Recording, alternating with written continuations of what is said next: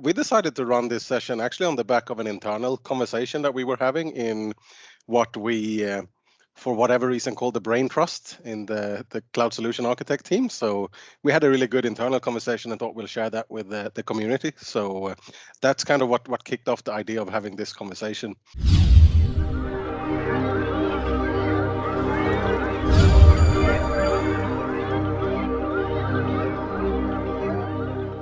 With you guys, so feel free to, I can't necessarily see the IM and see if you raise a hand, but feel free to stop me if you have any questions or put comments in the IM, and we'll try to discuss them as well. Want to make it interactive.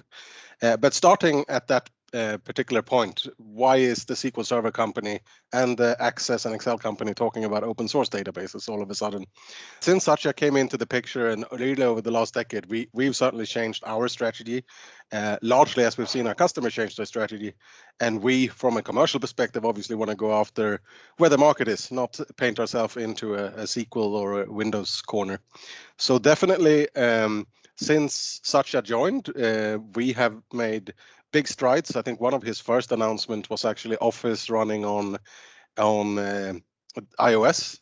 So I think he set the direction in his very first week of where we're going, and I think that work has really paid off. This is usually, the best kept secret from our customers and our partners, that yes, Microsoft has embraced open source, and it's not just a tick box exercise. We are truly contributing back to the community as well. So depending on which week you look at the open source contributor index, you'll see it's either Microsoft or Google that's number 1 or 2, and then some of the other companies that you would expect to see higher on this list are probably lower than you would have expected, and Microsoft is probably higher than what you expect. Speaking of open source databases, yes, I wanted to talk a little bit about the market trends that we are seeing, and I'm having these conversations a lot internally because it's taken us a while to take off the SQL Server tinted glasses, and some people might still be wearing them. But anyhow, what we're seeing happening in the market is that certainly open source databases have become very commonplace in enterprises as these technologies have matured. They're certainly not new. MySQL had its big rise in the early 90s together with the World Wide Web, if you remember. That's what we once called it. So most websites are still running on MySQL today. Most web developers are very, very comfortable with MySQL. And similarly on the Postgres side, also a database technology that's been around for more than 20 years, but it's really in the last 5 years or so that we've seen it rise as a real viable alternative to Oracle, DB2, and even SQL Server for that matter in enterprises. Of course, we have to have some analyst quotes in here. So in short, Gartner is seeing the same trend. Definitely majority of new applications tend to be developed on open source databases and frameworks rather than on the proprietary options. And of course, we all know that a majority of workloads are heading towards the cloud. So no real surprises there. Then if we look at what the developers are using, again, we'll see open source topping these charts. MySQL, as I mentioned, is the web developers' favorite. Postgres has become the #1 enterprise database for developers. And you still see SQL Server here, but we're definitely not in the top. We still continue to invest in SQL, of course, but we're also making sure that we're embracing and investing in having strong first-party offerings of both MySQL and Postgres. And then the other obvious trend that's been going on also over the last decade is the rise of NoSQL. And it's really MongoDB that's probably the poster child still for NoSQL technologies, even though there's a lot of options when it comes to NoSQL. So we'll touch on that as well today. And then on the flip side of that coin, the databases that are falling out of favor, fortunately not SQL Server so much yet, but certainly DB2 and Oracle are the most dreaded database technologies. And the main beneficiary of that trend is Postgres, as you can see from these DB engines ranking. And this is a logarithmic scale, by the way, so the growth of Postgres is even higher than what it might look like in this graph here. So that's really what we're seeing happening in the market. And if we touch a little bit more on where and why Postgres is being used, certainly I come across a lot of conversations with large banks and telcos and government and other industries that are very heavy Oracle shops that are looking at a way to, if not completely exit Oracle, certainly reduce their footprint. And the main driver for that is, no surprise, costs. potentially some other frustrations as well, but certainly the Oracle tax is something that the business is feeling. I'm sure there are a lot of DBAs that still love Oracle, just like there were a lot of server admins who love VMware, but the people who have to pay the bills are certainly looking for alternatives, and Postgres has come as the main alternative to really challenge those established proprietary systems. And many people say that it's the most advanced open source database in the market, and I'd probably tend to agree with that. One of the cool things about Postgres is not only is it now proven as an enterprise alternative in terms of stability and resilience and performance, but one of the neat things about Postgres is the extensibilities. So there's a lot of really good extensions that are coming out for Postgres that the community is building. A great example is PostGIS, arguably the most mature geospatial database, and we see a lot of utilities companies, energy companies, and governments using the PostGIS extension for any spatial data management. JSON is really cool because it's probably the first database that is crossing that bridge between what's a relational database versus a NoSQL database. So with JSON support, you can support document type database scenarios in Postgres, and that's something a lot of people appreciate. And then the other thing that's also associated with what NoSQL databases do is being able to scale not just vertically, but also horizontally. And that's what you can do with the Cytus extension. In fact, we were so excited about Cytus that we decided to acquire the company that built that extension. And as part of that, we now have more than a handful of also Postgres contributors on the Microsoft team that is helping build out our wider Postgres services. A lot of people talk about Postgres as the Oracle killer. I would say it's not that simple. I don't think we're going to kill off Oracle anytime soon, but certainly Postgres is making a big dent into Oracle customers. The main reason for that, I would say, other than what I already talked about, is obviously TCO. Yes, SQL is cheaper than Oracle, but you can't beat free when it comes to licensing. So definitely TCO is the main driver. But then the main thing that Postgres has got going for it when it comes to Oracle migrations is the fact that it's very closely related to Oracle in terms of database language and structure. So the Oracle PL SQL language is quite similar to the PL PG-SQL language, which then reduces the time, the risk, and the cost associated with an actual migration. So the way I often think about it is it's a lot easier to translate from Spanish to Italian than from Spanish to Mandarin. So that's that close similarity between the two database languages is certainly a key driver for why Postgres is becoming that Oracle challenger. On the MySQL side, as we already touched on, it is already the most widely used database. I think it's being challenged now by NoSQL and possibly Postgres as well, but it's still maintaining that #1 slot, and it's very much niche and established as a hard to replace alternative for websites, web applications, and online transactions. It's just a natural part of the LAMP stack, and we don't see that going away anytime soon. The one shift we're seeing a little bit is the shift towards from MySQL towards MariaDB, and that's partly to do with the fact that Oracle decided to acquire MySQL AB, the company. So now you have in the MySQL world, you have MySQL Enterprise from Oracle, and they're doing some interesting thing with that. But there's also the MySQL Community Editions. But what the owner and creator of MySQL wanted to do, who happens to be a fellow Swede called Mikael Videos, it was a Swedish-Finnish team who built MySQL. When Oracle acquired it, he decided to fork his own database into MariaDB. So now if you want to be, hardcore open source community, you probably have a slight preference for Maria over MySQL. And in case any one of you are going to a pub quiz anytime soon, he named these two databases after his two daughters, me and Maria. And if that wasn't enough, he also has a son, so he had to build a database for his son as well. That one is called MaxDB, and I think it was acquired by SAP quite some years ago. So definitely not bad. 3 databases, one for each of his children. In case that comes up in a pub quiz, now you know the answer. So with all of that, in terms of what we're seeing in the market, you can kind of see why commercially, if I'm honest, it makes sense for Microsoft to embrace open source. We want to be the cloud for all workloads, not just for Windows and SQL workloads. So we're trying to not get typecasted as the Windows or the SQL cloud. And I think we're doing a really good job in terms of what we're building to offer these capabilities as first-class citizens on Azure. Of course, SQL will continue to run best on Azure. And we have the hybrid benefit and all other nice things from a cost performance perspective.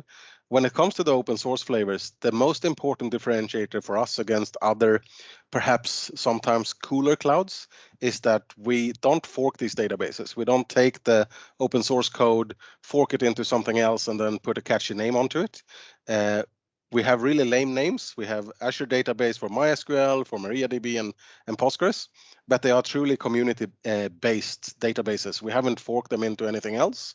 All we're doing is obviously adding the scalability, the high availability, and the security that the Azure cloud can offer.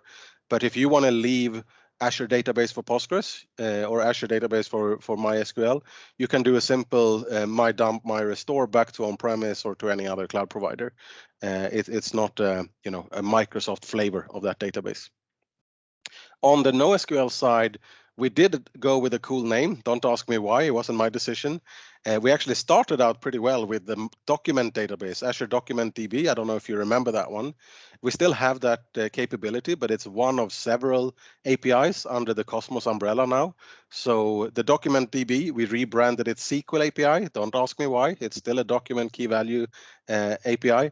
But then we've also added, again, in that spirit of openness, open APIs for Gremlin, Cassandra, and MongoDB, which are fully community-based, unlike Mongo Atlas, for example, which is, again, a proprietary system. We are running the open APIs on our Cosmos portfolio of capabilities when it comes to NoSQL as well. So then what's in it for us? Definitely the market is not just taking off, it's been taking off for a while. And Microsoft has been in the market for a while as well. So what's in it for us? I think everyone is familiar with the pizza as a service analogy, so I don't think I need to go through too much about what's the benefit of IaaS versus PaaS in general. When it comes to open source in particular, I would say one of the biggest benefits of adopting a PaaS-based service or a database as a service in the case of database is the fact that you now have a vendor in Microsoft that's responsible for support. Prior to cloud, there were a lot of companies that build successful businesses around providing support on top of open source-based technologies. Red Hat is the obvious one, the first open source company to reach $1 billion run rate. Then in our world here, you have Percona for MySQL, you have EDB for Postgres, who built their businesses around support and some additional capability around this. They are struggling a bit more now that the cloud providers have entered this market and are offering these services as first-party services. So we are your one throat to choke when it comes to support, which I think is super important.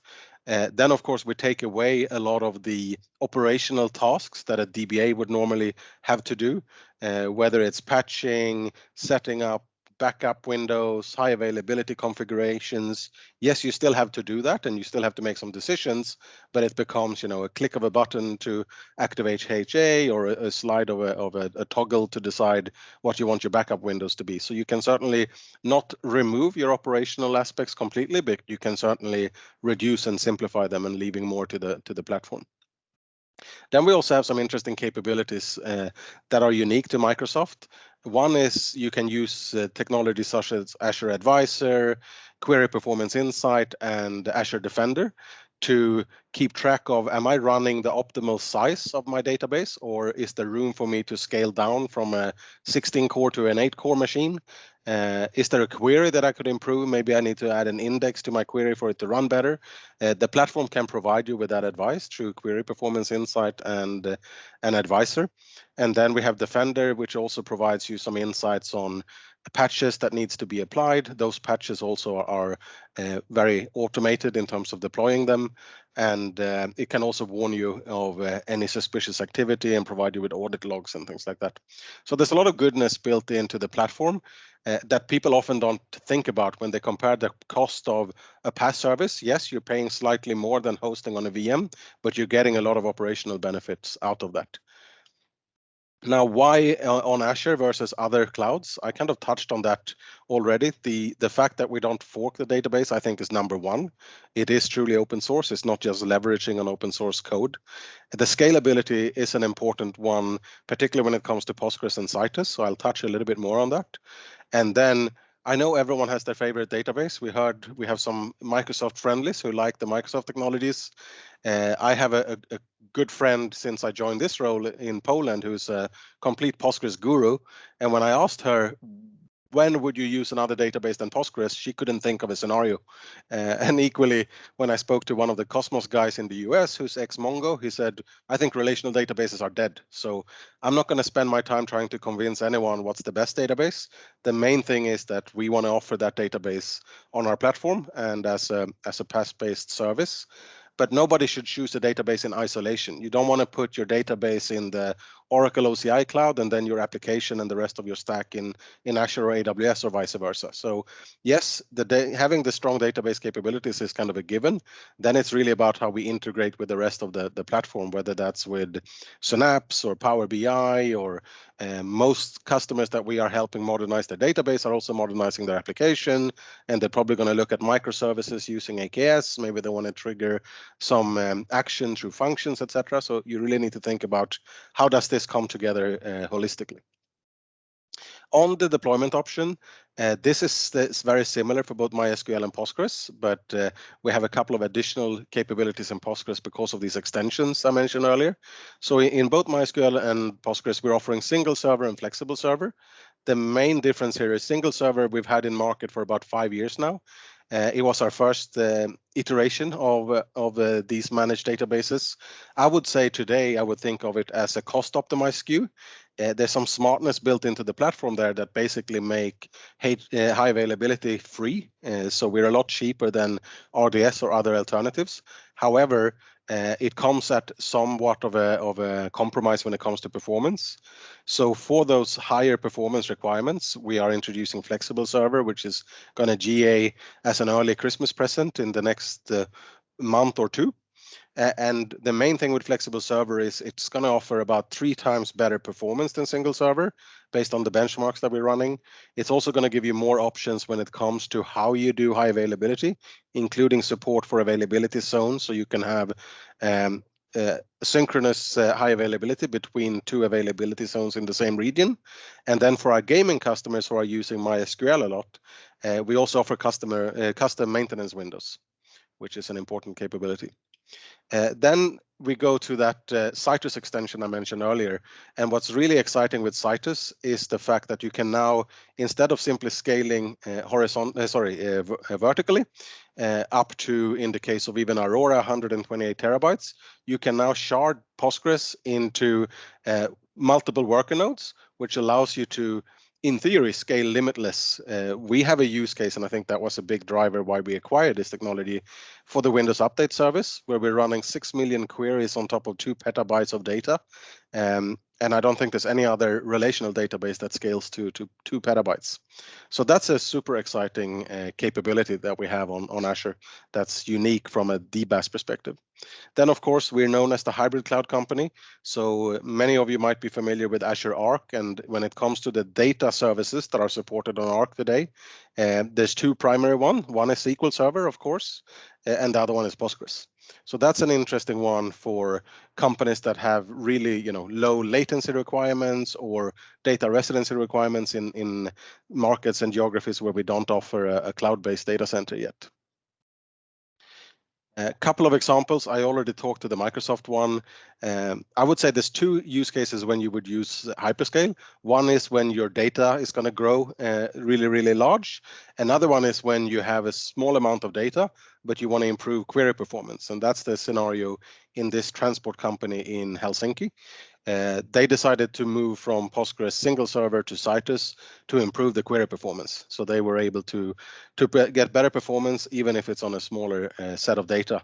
And they also used, by the way, the PostGIS extension, which is available in both Cytus and the single and flex based versions. Another good example from the analytics side, which might be a good segue later on to what Ajit is going to talk about, is BNY Mellon. They're using Hyperscale for an analytics use case. And we've started recording these really nice Microsoft Mechanics videos, which talk about not, just one product, but really talks about the overall solution. So I'd really recommend checking out this video. I think it's, 2-3 minutes long, and they'll go through all the different components to put the whole solution together. Just back briefly to MySQL and the use cases there. We already talked about MySQL being, number one when it comes to web apps and websites. With e-commerce, we often see MySQL being used in conjunction with Cosmos. You might want to put your shopping cart on a Cosmos API, but you want to handle the transaction with MySQL. And we also see, as I was referring to earlier, a lot of gaming companies using MySQL, which is pretty neat as well. One such example when it comes to online transactions is HSBC. Here in Singapore, we use Pay Now. I don't know what you use in Australia, but these these applications that basically help you quickly transfer whatever you happen to owe your friend after a dinner or whatever. So that equivalent in Hong Kong is called PayMe. And the HPC team have built that solution on top of MySQL on Azure and Azure Kubernetes services, serving more than 2 million customers on a daily basis. And again, we have a mechanics video for that one as well. So also one that's worth checking out.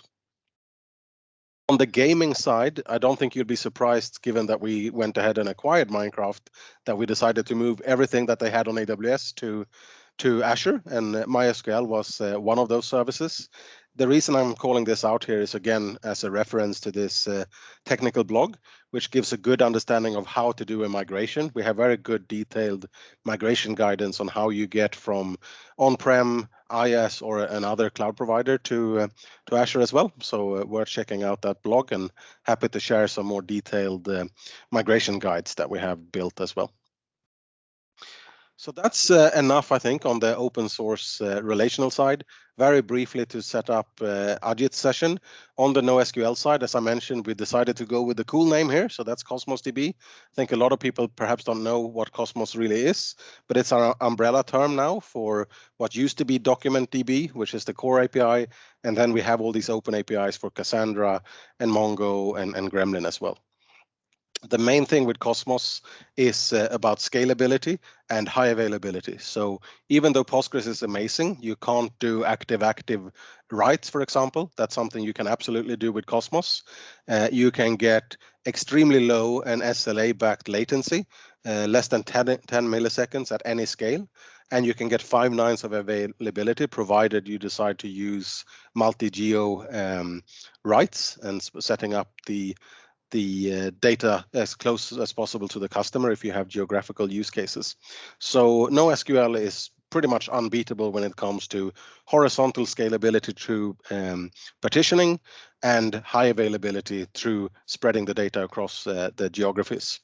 I mentioned that with Cytus, you can do some of this stuff with Postgres, which is why we often get into conversations. Is this really a NoSQL use case or a Postgres use case? And usually that comes down to the familiarity of the application team that's going to be using the technologies. So with that, I just wanted to touch on Cassandra, because I know Ajit is going to talk to that in more detail. But with Cassandra, we actually have two interesting options. We have the Cassandra API, which is that fully DBaaS experience, but we also have a managed instance option, which is more akin to SQL managed instance and an easier migration path, or even an extension path. If you're running large Cassandra clusters on premise, you can either extend to the managed instance, maybe for DR purposes or for temporary requirements. We have one customer who is streaming all these Ultimate Fighting Championship matches. So when McGregor is going to try to beat someone up, they spin up additional capacity on Azure, and then when there's no games on, they can spin back down. So the traditional elastic benefits that cloud provides. So the managed instance, I think, is an interesting option either as an interim step or as the step for Cassandra use cases if you're running a lot of Cassandra clusters on premise. And I will let Ajit go deeper into that. Just a quick plug as well on the point that nobody should be thinking about databases in isolation. We're doing an application summit next Wednesday, a week from now. That's going to talk about all the goodness from GitHub to AKS to Red Hat OpenShift and how you do DevOps to also touch on the data side. And we're going to talk in more depth about Cosmos DB and probably run a similar session to what I just did today on the open source side. But if you want to go deeper on application components and NoSQL, I definitely recommend signing up for this one. Terrific. Thanks, Patrik, and hi all. It's good to be speaking with you today evening. I hope you can see my slide as I've smoothly taken over from Patrik. So to take it from where Patrik left off, and maybe to give you an insight into a real-world implementation of a solution that was built using some of the technologies that Patrik spoke to, but also a wider set of technologies, all PaaS-based in Azure, all leveraging open source technologies under the hood.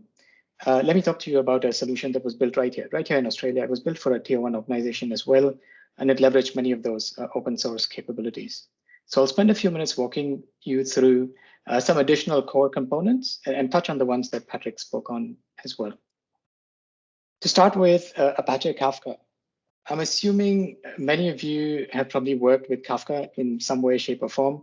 Certainly in my experience over the last few years, having worked with a few organizations, Apache Kafka tends to be the weapon of choice when you have a high-end streaming solution that needs to be built. For those who aren't aware, Apache Kafka is certainly part of the Apache Foundation, it's part of the Hadoop ecosystem. It's a distributed event processing message bus, and it sits at the heart of most streaming solutions. Now you can choose to build Kafka as an IaaS infrastructure, and Patrik's spoken to the difference between PaaS and IaaS. You can certainly deploy Kafka as an IaaS cluster, whether that's in your on-premise data centers, whether that's in Azure, but that comes with its own challenges. Certainly the challenge of having to maintain it, patch it, offer SLAs back to your own internal customers and so on. Or you can choose to use it as a PaaS offering in Azure, and you can do that in one of many ways as well. You can choose to use services like HD Insight, which have had Kafka baked in for a while, or you could choose to use services like Azure Event Hubs, which is what this solution leveraged. Azure Event Hubs itself can speak in one of 3 protocols. So it can speak HTTP, AMQP, as well as Kafka. So this solution leveraged Kafka and got the benefits of both worlds. Got the benefits of that managed PaaS offering in Azure, as well as the benefits of open source technology running under the hood. And as a result, you get all of these benefits on screen. You get the simplification of Kafka. You get the opportunity to script it up, deploy it as infrastructure as code, but have it all being managed and financially backed SLAs being provided from Microsoft to you for availability. Besides being able to leverage Kafka as a streaming platform, you can use it to build a real-time and batch capabilities against the same messaging bus as well. And we do that through a feature called Capture, which comes with Event Hubs itself, which effectively emits every message that gets streamed into Kafka over to Azure Storage in Avro format, so that you can perform historical batch-oriented analysis against the same streaming dataset. You also get additional capabilities like being able to inflate throughput when there's a peak in demand, and you certainly get first-class native integration with the rest of the Azure security stack as well. I'll then speak to Cassandra. And I know Patrik spoke to the various offerings for Cassandra that we have in Azure. This particular solution leveraged the Cassandra API within Cosmos DB. Again, to reiterate, Cosmos DB is our NoSQL offering. It's what we call a multi-master, multi-model database. By multi-master, you can have the single instance effectively spread out all over the planet and have multi-region writes enabled. By multi-model, we mean you can spin up Azure Cosmos DB once, and you spin it up exactly the same way. but you can spin it up to use one of many of these APIs that are available on screen. And as you have probably noticed, some of them in Cassandra, Gremlin, and Mongo are based in open source as well. So I'll focus on Cassandra for the remainder of this session, given that's what this solution used. Why Cassandra? Why Cassandra for a streaming solution? Cassandra tends to fit in nicely every time there's a demand for a very high write-intensive workload, which is what this workload was. It also has a few things going for it as a NoSQL database. Firstly, when you work with Cassandra, you're still working with a familiar SQL type language, which is Cassandra query language. You're also working with what looks and feels like relational tables underneath the hood. So these are tables that have a table-like structure to them. They have data types against columns. So it's a fairly developer-friendly environment to be working in and tap into the richness of a NoSQL engine as well, which is one of the primary reasons why it got chosen in this particular service. There are also other features that Cosmos DB enables, like change feed, which lets you tap into changes that are being made within the Cosmos DB model itself. And I'll speak to that as I get to the architecture slide. Speaking to Postgres, I know Patrik spoke to Postgres in its many flavors as well. Why Postgres for this particular solution? There was a need in the solution to leverage an open source based relational database to host a very simple data mart.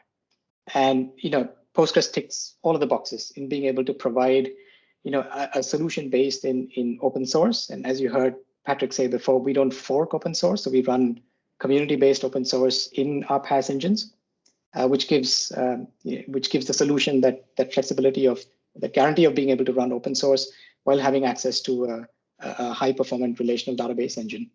It lets you enjoy the capabilities of being baked into Azure as well. So the integration back to the security stack, being able to scale up, scale down as needed. Now with the availability of the Flexi server model, and for any one of you who are working towards architecting your next solution using a Postgres in Azure, I do strongly recommend that you look up the Flexi server model. It gives you that added level of control over how you would provision and configure your Postgres instance and how you would build additional levels of resiliency into it as well. So definitely worth looking up. And certainly if you're looking at an MPP type instance for Postgres, then the hyperscale offering is something you should be absolutely tapping into as well. We then get to caching. For many of you who might have worked with the application stack, and if you had a need for, let's say, an in-memory cache to improve application performance, you would typically resort to Redis. It's based in the Azure Cache for Redis is a PaaS offering that offers Redis as a PaaS service, as a managed PaaS service in Azure. It comes in one of many flavors as well. So should you want to start off with basic tier, work your way all up to an enterprise grade tier where you can tap into Redis's modules such as time series, you can certainly tap into that as well. So you have a range of flavors that you can choose from. This particular solution had a need for a website type application, which required very low latency reads from a portion of the data that was being streamed into the solution. And Azure Case for Redis was the perfect fit for it. And you get to see it, its placement in the architecture as I get ahead. And certainly from a readiness enterprise grade availability perspective, Azure Case for Redis is certainly right up there when it comes to caching. There is a question that's come up in previous discussions that I've had on similar forums as to Cosmos DB now has an integrated cache as well, and does that mean there's no room for Redis cache to be used? And that's definitely not the case. The two serve very different purposes. The integrated cache within Cosmos DB has been built primarily from a purpose of reduction in costs for heavy read-intensive workloads. It doesn't quite fit the bill for reducing latency from applications, which is what Redis cache is there for. So the two cache offerings are available for you. If you've come across both of them, that's a good differentiator to keep in mind if you're architecting your next solution. And finally, AKS, Kubernetes. Not really a data engine, so I won't speak to it at length, but it's certainly a core part of this platform. And Patrik touched upon, the app stack, integrating with the data stack, and Kubernetes and microservices playing a part in that as well. Certainly from our perspective, from my perspective, a lot of customers I work with are invested in Kubernetes in some way, shape, or form. It is the container orchestrator of choice. And it's certainly a growing platform, and Patrik spoke to Arc capabilities, which are all based in Kubernetes as well. By tapping into Kubernetes, this particular solution was able to host the consuming services that read from the streaming bus, and it was able to host other libraries that were required for it to operationalize the solution as well. So certainly one of the components that resided at the core of the solution. By tapping into AKS, again, you get the benefits of PaaS, you get the benefits of us managing the core infrastructure for you, and you get the added benefits of integration into the wider Azure security stack as well.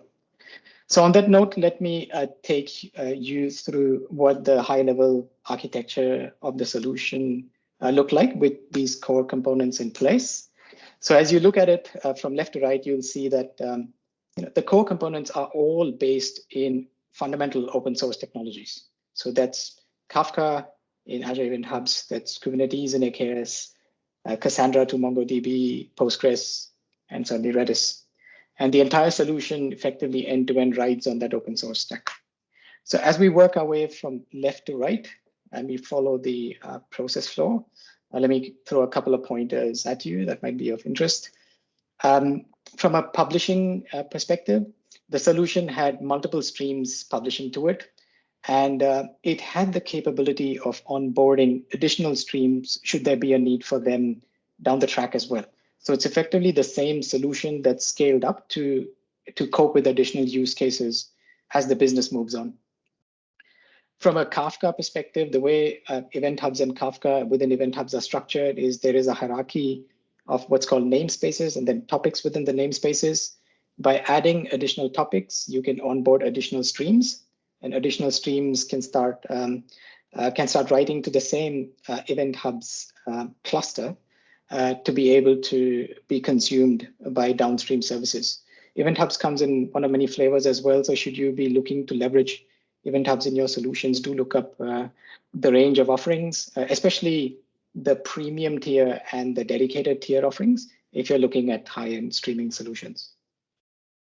From a consumption perspective, like I mentioned, AKS was used as the container hosting platform for the consuming services that were, again, speaking Kafka protocol and reading from one of these many topics and pushing the data downstream. The container hosting platform could also host other libraries and other platforms that would be required for high-end streaming solutions like Apache Flink, like Apache Spark, and AKS is typically the best fit to be able to run those processes and scale up and scale down as needed. Then we get to event storage. The services in microservices in AKS, I should say, would be writing to Cassandra in Cosmos DB. The way Cassandra is structured, like I mentioned before, it effectively looks, when you're writing to tables within Cassandra. Applications are making use of the SQL query language. Within Cassandra and within Cosmos DB, you create what are called key spaces, and then multiple tables within those key spaces. Again, if you have a need to onboard additional use cases, you're effectively leveraging the same infrastructure, but you're just scaling up the compute against it to be able to onboard additional key spaces and additional tables. We then get to the real-time processing pipe. So there's one of three pipes in this solution that all work off the same event storage medium. We start with the real-time processing capabilities. Cosmos DB has a feature or an API called the change feed API, which you can tap into to understand and to be able to react to changes as they're happening, in this case, to records within the Cassandra tables. So, and the changes are also recorded in the order in which they happen. And you can do this through one of many ways. You can hook into it through one of many SDKs in one of many languages, and you can use either PaaS serverless services like Azure Functions, or you can write your own consuming services as well. But by leveraging that API, the solution was able to build real-time processing applications off the back of multiple streaming sources that were being written to Cassandra. We then get to the more traditional batch-oriented processing stream. This solution had a need to be able to put together data that was residing in Cassandra, that was coming through the streaming sources, put it together with reference data that was sitting either in Azure or on-premise, and build an enriched set of information that was written to a simple data mart in Postgres. And the data mart was modeled using typical data modeling methodologies like a star schema for reporting applications downstream to be able to consume it. So being able to read reference data within the batch processing applications, being able to put that together with data that's coming in real time from the streams, and being able to host that in a relational database, and Postgres was the best fit for being able to run that particular application. Should you want to consume this in one of many reporting methodologies, you can certainly go Microsoft first and leverage Power BI. But should you want to leverage other reporting solutions like Tableau, there is first-class integration built in to be able to support that pattern as well. And finally, we get to the caching stream. There was a need in this application for a portion of the data to be hosted in a real-time in-memory cache for a website to be able to consume it, rather than the website having to go retrieve it from the underlying data store. And Azure Cache for Redis again came in as the perfect fit for a real-time application to be able to consume it downstream. Now there are smart patterns that you can use here, like cache aside patterns, where data isn't available in the cache, you can populate it every time it's not found, so that you're not preloading it with everything available in the underlying data store. And you can also build smart capabilities like being able to reach back into the underlying data store should the cache fail. Those are some of those additional capabilities that were built into the solution so that there's resiliency added to that particular pipe in the process as well. So hopefully what you've seen on screen is a solution that's built effectively end-to-end using open source technologies that gave the solution, should that solution ever need to move off to other environments, there is a guarantee that the solutions are riding on community open source. The solutions all leverage PaaS-based technologies. So they don't use IaaS technologies in this case, which gives the solution that additional flexibility of not having to manage the typical headaches that come with IaaS. And the solution was able to work on real-time capabilities, a batch-oriented capability, as well as a caching capability. So hopefully that's piqued your interest in what's possible. I'll leave you with some considerations and recommendations if you're looking to use all these technologies, or in general, if you're looking to architect solutions of this nature for your next projects. And I'll speak about some of the considerations that are beyond the absolute obvious, which I'm sure we're all familiar with. So starting with performance, a couple of pointers just on the components that were used in this particular solution. If you're looking to leverage Azure PostgreSQL for your next solution, and your application fits into a usage pattern where it's instantiating a large number of connections to PostgreSQL, consider leveraging a connection pooler in front of PostgreSQL. And the connection pooling itself can be done in one of many ways. You can use a connection pooler like PG Bouncer and host it as IaaS. You can also implement connection pooling on the application side itself, and you can do that through connection pools like Hikari connection pools. You can also leverage the Flexi server offering now, which comes with an inbuilt connection pooler. Again, a tremendous value add, which saves you from having to create another IaaS instance of a connection pooling application. So definitely worthwhile for you to consider. The next is being able to partition in Cassandra. So as you get more and more familiar with Cosmos DB and you get familiar with the different APIs, and this is true for Cassandra as well, partitioning and choosing the right partitioning model is fundamental to having the best possible performance that you can get from your Cassandra model within Cosmos DB. So definitely something worthwhile in keeping in mind. A good understanding of what makes a good partition key is only understood well when you understand the usage patterns from an application perspective. So it's definitely not just a technical decision as to what makes a good partition key, but an understanding of how the data model will be used in your application. Definitely keep that in mind as something that needs to be done for performance optimization. From a scalability perspective, a couple of pointers. Do keep in mind, as I mentioned earlier, the choice of an event hubs tier. If you're looking at a high-end streaming solution that requires several gigabytes of data being ingested and processed, every second, and you need an isolated, single tenant type environment, you should be looking at making use of an event hubs dedicated cluster. Whereas if you're looking at let's say a multi-tenant solution that's not looking at that tier of data ingestion, there is an offering in Azure called the premium tier, and you can look up our public documentation and it will speak to some of the differences in quotas between the two. Choosing an appropriate tier can make a big difference in terms of having the right SKU in your architecture, and also in terms of having the right cost optimization measures. The next is Cosmos DB Autoscale. So for those of you who are familiar with Cosmos DB, you'll be aware that it has a manually provisioned compute model as well as an autoscale compute model. When you're building your solutions and you're not aware of what your consumption patterns will look like, look to leverage the autoscale capabilities, which shields you from not having adequate compute provisioned against your Cosmos DB instances, which it can be, and certainly in my experience has helped a lot of organizations understand the application usage patterns and being able to ensure there's enough compute available to be able to process them, and that being done in a cost-effective manner as well. So definitely something worthwhile keeping in mind.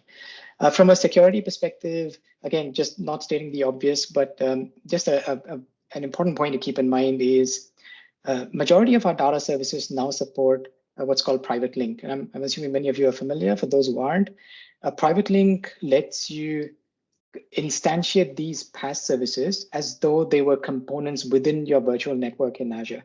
So it gives you that level of network isolation, ensures that data traffic only reaches those services from within your VNet itself. So you have that added level of control. The services that you saw in the architecture leverage the private link. So when you're building your next solution and you're looking to ensure you have the highest level of security against your PaaS services, do look up our documentation to see the services that you're looking to use, the ones you've seen today in our chat, as well as the ones in the wider Azure ecosystem support the private link or not, and leverage the private link when you've got an opportunity to do so. And last but not least, resiliency. We're fortunate here in Australia that our Australia East region now has the availability zones available. For those who aren't available, or for those who aren't aware, availability zones effectively shield you from data center level outages. They're all hosted within the same region, and they therefore ensure when you leverage AZs, your services can shield you from that level of failure. You can look up our documentation to see which services support AZs, and we're constantly adding more and more to them. So when you're building your next solutions, services like Cosmos DB are now enabled for availability zones. You should be looking to leverage that level of resiliency in your solution to shield yourselves from data center level challenges. On that note, I'll take a pause. I hope what you've heard both from Patrik and myself has piqued some interest